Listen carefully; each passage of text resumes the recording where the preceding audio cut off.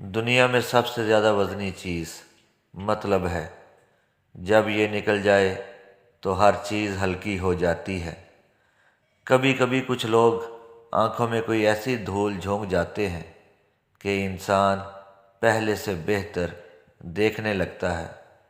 مکان پکا ہو یا کچا، زندگی گزر جائے گی، لیکن ایمان پکا نہ ہوا تو قبر کی زندگی گزارنا مشکل ہو جائے گا۔ غلطیوں سے بھری زندگی کسی بھی کام سے خالی زندگی سے زیادہ مفید اور قابل احترام ہے۔ جب لوگ پیچھے ہٹیں تو ان کے پیچھے بھاگا نہیں جاتا، بس ان کو خوش رہنے کی دعا دیں اور اپنا راستہ تبدیل کر لیں۔ رب ساتھ ہونا چاہیے، بندوں کے معیار پہ اترنا بندوں کے بس کی بات نہیں۔ آپ کے سامنے جب کسی منافق کی منافقت ظاہر ہو جائے تو بہتر یہی ہے کہ اس سے رابطہ ختم کر دو، اس سے تعلق ختم کر دو، اس منافق سے دوری اختیار کر لو۔ اگر 1000 منافق مل کر آپ کی جڑیں بھی کاٹ دیں، اور اگر ایک اچھا خاندانی اور مخلص دوست آپ کو سہارا دے تو یقین مانیں آپ کبھی گر نہیں سکتے۔ جب انسان اچھے لوگوں سے بھی ڈرنے لگے تو سمجھ لیں کہ کسی نے اس کا اعتبار نہایت سلیقے سے توڑا ہے۔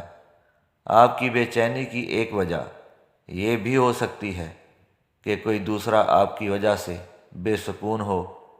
زندگی میں 2 لوگوں پر تبصرہ نہ کرو، ایک جن کو چن لو، دوسرا جن کو چھوڑ دو۔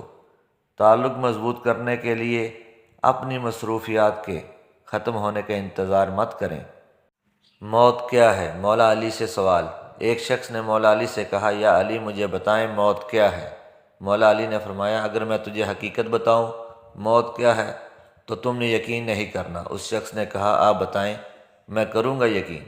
مولا علی نے فرمایا، سنو، موت زندگی ہے۔ یہ بات سن کر وہ شخص خاموش ہو گیا۔ پھر اس نے کہا، یہ کیسے ہو سکتا ہے؟ انسان کی موت انسان کی زندگی ہو۔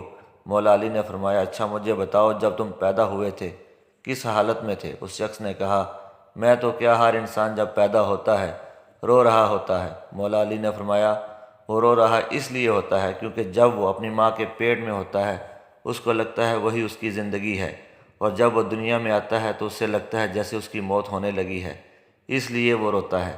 اور جب انسان دنیا سے جاتا ہے تو لوگ روتے ہیں کہ اس کی موت ہو گئی ہے، مگر حقیقت میں تو وہ اپنی اصل زندگی کی طرف جا رہا ہوتا ہے۔ سبحان اللہ، شیئر کریں۔